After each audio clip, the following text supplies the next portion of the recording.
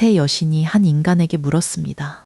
우리 중 누가 가장 아름다운가? 한 여신은 세계를 다스릴 권력을 약속했습니다. 다른 여신은 모든 전쟁에서 이길 힘을 제안했습니다. 마지막 여신은 세상에서 가장 아름다운 여인을 주겠다고 말했습니다. 트로이의 왕자 파리스는 사랑을 골랐습니다. 하지만 그 여인은 이미 다른 왕의 아내였습니다. 파리스의 선택 하나는 수많은 그리스 왕들을 움직였고 끝내 10년 동안 이어지는 전쟁을 불러왔습니다. 신들의 미의 심판은 어떻게 인간의 도시를 불태웠을까요?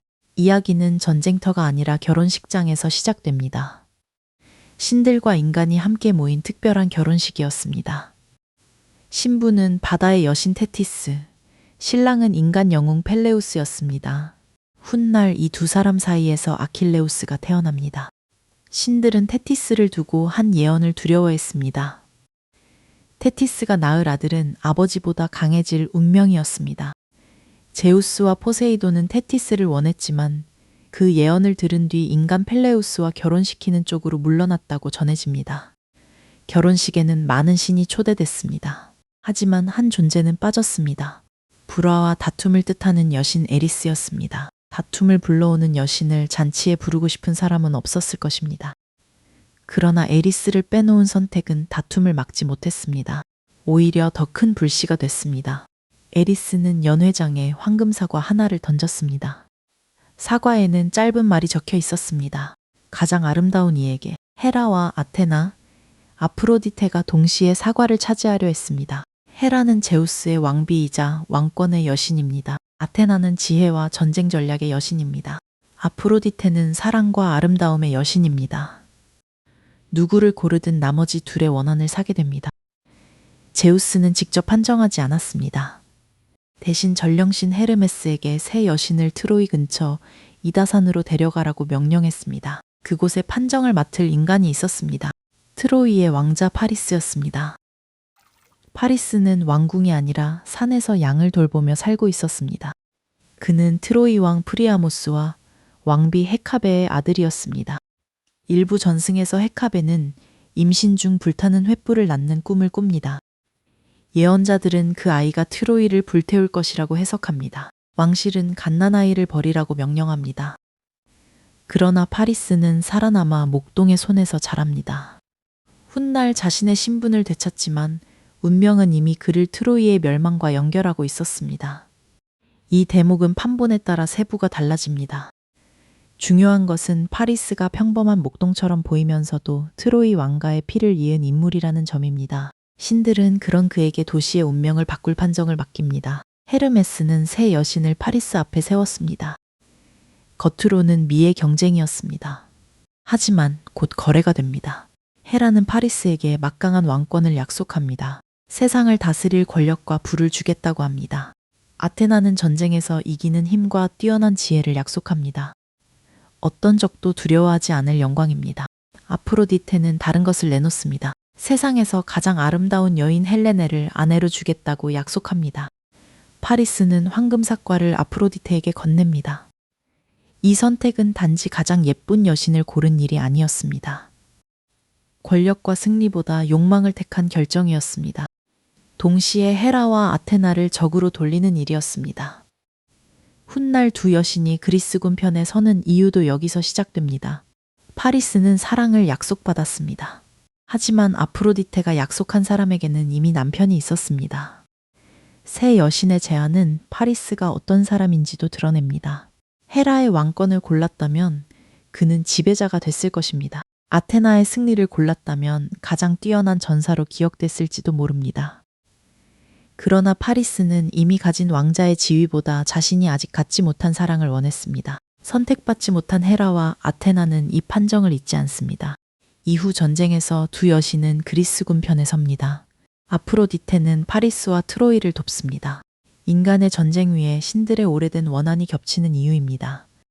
그렇다고 모든 신이 한편으로만 움직이는 것은 아닙니다. 아폴로는 트로이를 돕고 포세이돈은 그리스군을 돕다가도 각자의 감정과 약속에 따라 움직입니다. 제우스는 전쟁의 큰 흐름을 조정하려 하지만 다른 신들의 개입을 완전히 막지 못합니다. 파리스의 심판은 세 여신 가운데 한 명을 고른 사건으로 끝나지 않았습니다. 그 판정은 올림포스의 편까지 갈라놓았습니다. 헬레네는 스파르타의 왕비였습니다. 전승에서 헬레네는 제우스와 레다의 딸로 알려져 있습니다. 인간을 넘어선 아름다움 때문에 어린 시절부터 수많은 사건에 휘말립니다. 결혼할 나이가 되자 그리스 곳곳에서 왕자와 영웅들이 몰려왔습니다. 헬레네의 양아버지 틴다레오스는 누구를 사위로 골라도 문제가 생길 것을 알았습니다. 한 사람을 선택하면 나머지가 분노할 수 있었습니다. 구원자들은 모두 무장한 유력자였고 잘못하면 결혼식이 전쟁의 시작이 될 수도 있었습니다. 이때 오디세우스가 해결책을 제안했다고 전해집니다. 모든 구원자는 헬레네가 선택한 남편을 인정한다. 누군가 그 혼인을 빼앗거나 위협하면 모두 힘을 합쳐 지켜준다. 구원자들은 맹세했습니다. 당시에는 분쟁을 막기 위한 장치였습니다. 그러나 시간이 흐른 뒤 이 약속은 그리스의 왕들을 한꺼번에 전쟁으로 끌어내는 족쇄가 됩니다. 헬레네의 남편으로 선택된 사람은 메넬라오스였습니다.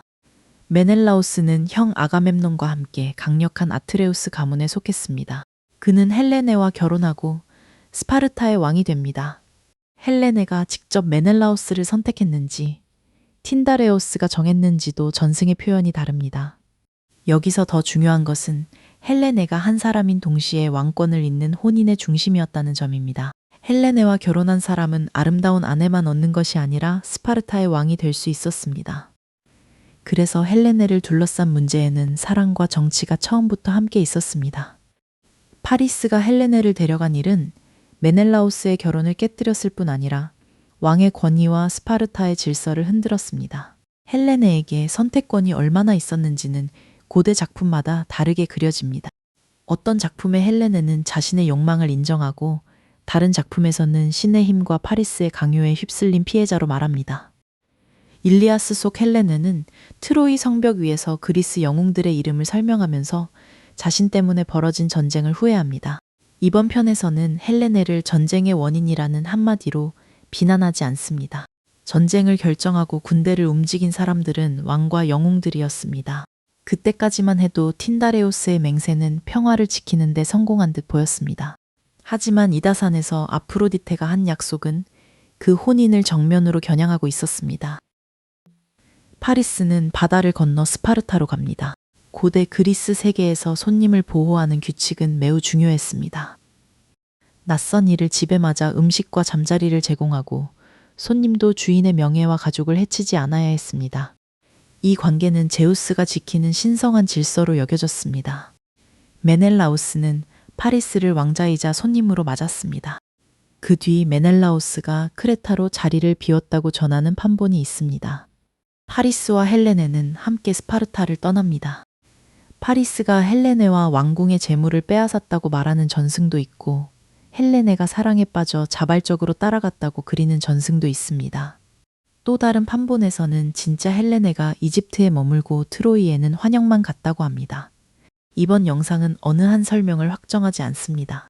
분명한 것은 헬레네가 파리스와 함께 트로이에 도착했고 메넬라오스가 이를 아내와 왕권, 손님 관계를 모두 침해한 사건으로 받아들였다는 점입니다.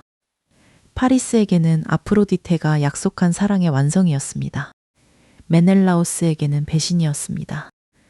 그리고 오래전 헬레네의 구원자들에게는 맹세를 지켜야 할 순간이었습니다. 전쟁 전에 협상의 기회가 전혀 없었던 것은 아닙니다. 전승에서는 메넬라오스와 오디세우스가 트로이에 가서 헬레네와 재물을 돌려달라고 요구했다고 합니다. 트로이가 이 요구를 받아들였다면 대규모 원정은 멈출 수도 있었습니다. 그러나 트로이 왕가 내부의 의견은 갈렸습니다. 헥토르와 현명한 조언자들은 파리스의 선택이 도시 전체를 위험하게 만든다는 사실을 알았을 것입니다. 반면 파리스와 그를 지지하는 사람들은 헬레네를 돌려주는 일을 굴욕으로 받아들였습니다. 프리아모스는 아들을 버리기 어려웠고 헬레네를 내보내는 일도 쉽게 결정하지 못했습니다. 결국 협상은 실패합니다. 여기서 개인의 사랑은 도시의 명예가 됩니다. 한 왕자의 선택을 되돌리는 일이 트로이 전체의 패배처럼 여겨집니다. 돌려보낼 기회가 사라지자 오래된 맹세는 군대를 움직이는 명령으로 바뀝니다. 메넬라오스는 형 아가멤논에게 도움을 청합니다. 아가멤논은 미케네의 왕이며 그리스 연합군의 최고 지휘자가 됩니다. 여기서 그리스군은 오늘날 하나의 국가처럼 움직인 군대가 아닙니다.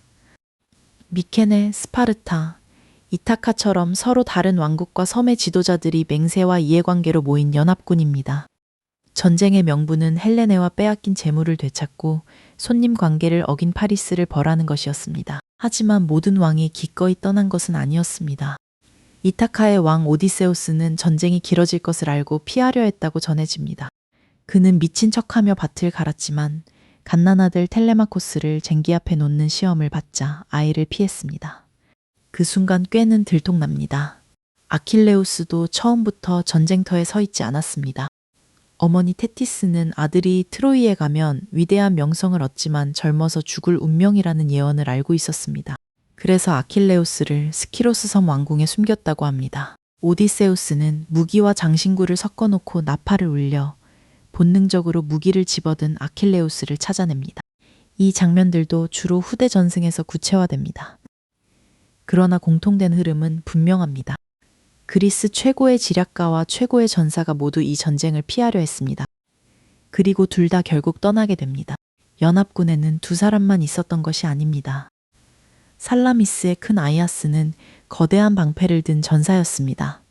디오메데스는 젊지만 신에게도 맞설 만큼 과감했습니다. 필로스의 노왕 네스토르는 경험과 말로 여러 왕을 중재했습니다. 크레타의 이도메네우스와 로크리스의 작은 아이아스도 각자의 병사를 이끌고 왔습니다. 이들은 한 왕에게 완전히 복종하는 신하들이 아니었습니다. 각자 자기 땅과 명예를 가진 왕과 영웅들이었습니다. 아가멤논은 가장 큰 병력과 권위를 가졌지만 모든 사람의 마음까지 지배할 수는 없었습니다. 이 구조는 훗날 문제를 일으킵니다. 전리품과 명예를 어떻게 나눌지, 누가 최종 명령을 내릴지 계속 충돌합니다. 2부에서 아킬레우스와 아가멤논이 싸우는 이유도 이 느슨한 연합의 구조와 연결됩니다. 수많은 배가 아울리스 항구에 모였습니다. 아울리스는 그리스 본토 동쪽에서 에게해로 나가기 좋은 집결지였습니다. 각지에서 온 군대가 한 곳에 모였지만 바람이 불지 않았습니다. 배는 떠날 수 없었습니다. 예언자 칼카스는 아르테미스 여신의 분노가 원인이라고 말합니다. 아가멤논이 여신을 모욕했기 때문이라는 설명, 여신보다 사냥을 잘한다고 자랑했기 때문이라는 설명 등 판본이 나뉩니다. 여신을 달래기 위해 아가멤논의 딸 이피게네이아를 바쳐야 한다는 요구가 나옵니다. 아가멤논은 아킬레우스와 결혼시킨다는 거짓말로 딸을 아울리스로 불러들입니다. 어떤 전승에서는 이피게네이아가 희생됩니다. 에우리피데스의 아울리스의 이피게네이아와 다른 전승에서는 마지막 순간 아르테미스가 사슴을 대신 두고 이피게네이아를 데려갑니다. 이 사건은 트로이 전쟁이 출발하기도 전에 그리스군 내부에 씻기 어려운 상처를 남깁니다. 아가멤논의 아내 클리타임네스트라는 남편이 딸을 희생시킨 일을 잊지 않습니다. 훗날 아가멤논의 귀향과 죽음으로 이어지는 씨앗입니다. 바람이 불기 시작합니다. 함대는 트로이를 향해 움직입니다. 하지만 일부 전승에서 첫 항해는 곧장 트로이에 닿지 못합니다. 그리스군은 길을 잘못 들어 미시아에 상륙하고 그곳을 트로이로 착각해 싸움을 벌입니다. 미시아의 왕 텔레포스는 헤라클레스의 아들이었고 그리스군과 맞섭니다. 아킬레우스가 텔레포스에게 상처를 입힙니다. 그런데 그 상처는 낫지 않습니다. 신탁은 상처를 낸 것이 상처를 치료할 것이라고 말합니다. 텔레포스는 그리스군을 찾아가 아킬레우스의 창에서 긁어낸 녹으로 치료받고 그 대가로 트로이로 가는 길을 알려줍니다. 이 전승은 그리스군이 거대한 함대를 모았다고 해서 모든 준비가 끝난 것은 아니었음을 보여줍니다. 서로 다른 지역에서 온 배들은 바다길도 정확히 알지 못했습니다. 전쟁은 시작되기 전부터 잘못된 상륙과 불필요한 피를 요구했습니다. 전승에 따라 첫 집결과 두 번째 집결의 시간 간격도 다르게 설명됩니다. 이번 영상에서는 이 일화를 출정의 혼란으로 짧게 소개하고 핵심 흐름은 트로이 해안 상륙으로 이어갑니다. 트로이 해안에 도착한 군대 앞에는 또 다른 예언이 기다리고 있었습니다. 가장 먼저 땅을 밟는 그리스인이 가장 먼저 죽을 것이라는 말이었습니다. 누구도 배에서 내리려 하지 않았습니다. 프로테실라우스가 먼저 뛰어내립니다. 그는 곧 전투에서 죽습니다. 판본에 따라 헥토르가 죽였다고도 전합니다. 이 첫 희생은 앞으로 이어질 전쟁의 모양을 미리 보여줍니다. 영광을 얻으려는 순간 죽음이 따라옵니다. 개인의 선택 뒤에는 가족과 도시의 상실이 남습니다. 그리스군은 트로이 성벽 앞에 진을 칩니다. 파리스는 사랑을 얻었습니다. 메넬라오스는 아내를 되찾으러 왔습니다. 아가멤논은 수많은 왕을 이끄는 총사령관이 됐습니다. 아킬레우스는 짧은 생명과 영원한 명성 사이에서 전쟁을 선택했습니다. 오디세우스는 피하고 싶었던 싸움에 지혜를 빌려주게 됩니다. 그리고 트로이 안에서는 헥토르가 가족과 도시를 지키기 위해 무기를 듭니다. 전쟁은 하루나 한 달로 끝나지 않습니다. 성벽은 버텼고 양쪽 군대는 주변 도시를 공격하며 긴 시간을 보냅니다. 9회가 지나고 전쟁은 10번째 해에 들어갑니다. 왜 강대한 그리스 연합군이 성벽 하나를 10년 동안 넘지 못했는지도 설명할 필요가 있습니다. 트로이는 높은 성벽과 지형의 도움을 받았고 주변 여러 지역에서 지원군도 왔습니다. 그리스군은 성을 완전히 둘러싸 굶기는 현대식 포위군처럼 움직이지 않았습니다. 배를 해변에 세워둔 채 주변 도시를 공격하고 식량과 전리품을 얻었습니다. 그 과정에서 전쟁의 원래 목적은 점점 흐려집니다. 헬레네를 되찾는 일과 별개로 전리품, 명성, 오래된 원한이 싸움을 계속 움직입니다. 첫 해의 분노가 10년째까지 같은 모습으로 남은 것은 아니었습니다. 트로이 안에서도 사람들은 지쳐갑니다. 파리스와 헬레네를 돌려보내자는 의견이 나올 수밖에 없습니다. 그러나 이미 너무 많은 사람이 죽은 뒤에는 처음 선택을 되돌리는 일이 더 어려워집니다. 지금 포기하면 지난 희생이 모두 헛된 것처럼 느껴지기 때문입니다. 그리스군도 마찬가지입니다. 빈손으로 돌아가면 9년의 죽음이 아무 의미가 없어집니다. 양쪽은 승리해야만 지난 시간을 설명할 수 있는 상태가 됩니다. 그래서 전쟁은 끝나지 않습니다. 그때 그리스군 진영에서 또 다른 다툼이 시작됩니다. 가장 강한 전사 아킬레우스와 총사령관 아가멤논이 한 여인을 두고 충돌합니다. 그 분노는 그리스군을 무너뜨리고 아킬레우스가 가장 사랑한 친구를 죽음으로 밀어넣습니다. 트로이 전쟁 2부는 바로 그 지점에서 시작됩니다. 처음 질문으로 돌아가겠습니다. 세 여신 중 한 명을 고른 일이 왜 10년 전쟁으로 이어졌을까요? 파리스의 선택만으로는 전쟁이 일어나지 않았을지도 모릅니다. 에리스가 사과를 던지지 않았다면 미의 심판도 없었습니다. 신들이 인간을 경쟁의 판정자로 세우지 않았다면 파리스가 원한을 살 일도 없었습니다. 헬레네의 구원자들이 맹세하지 않았다면 메넬라우스의 분노가 거대한 연합군으로 커지지 않았을 수도 있습니다. 그러나 각자는 자기 선택을 했습니다. 에리스는 배제된 분노를 사과에 담았습니다. 새 여신은 아름다움을 권력 거래로 바꿨습니다. 파리스는 권력과 승리 대신 이미 혼인한 여인을 선택했습니다. 그리스 왕들은 오래전 맹세를 전쟁으로 실행했습니다. 아가멤논은 함대를 움직이기 위해 가족의 희생까지 받아들였습니다. 이 이야기에는 선택하지 않은 것의 대가도 남습니다. 결혼식의 주최자들은 다툼을 피하려고 에리스를 초대하지 않았습니다. 제우스는 세 여신 가운데 누구도 적으로 만들기 싫어 인간에게 판정을 넘겼습니다. 트로이 왕가는 파리스를 버렸다가 다시 받아들였지만 그가 가져온 위험을 끝내 밀어내지 못했습니다. 책임을 다른 사람에게 넘긴 선택은 문제를 사라지게 하지 않았습니다. 파리스에게 심판을 맡긴 제우스도, 헬레네를 약속한 아프로디테도, 맹세를 요구한 틴다레오스도 직접 전장에서 가장 큰 대가를 치르지는 않습니다. 전쟁의 대가는 이름 없는 병사와 가족, 포로가 된 사람들에게 퍼집니다. 그래서 트로이 전쟁을 사랑 때문에 벌어진 전쟁이라고만 부르면 중요한 부분을 놓칩니다. 사랑은 불씨였지만 불길을 키운 것은 권력과 명예, 맹세와 체면이었습니다. 파리스가 황금사과를 건넨 순간 전쟁이 자동으로 시작된 것은 아닙니다. 그 뒤에도 멈출 기회는 여러 번 있었습니다. 그러나 누구도 자신이 포기하는 사람이 되려 하지 않았습니다. 그래서 트로이 전쟁의 시작은 한 사람의 잘못으로만 설명되지 않습니다. 작은 욕망과 오래된 약속, 신의 경쟁과 인간의 명예가 차례로 얽힌 결과였습니다. 황금사과는 도시를 직접 불태우지 않았습니다.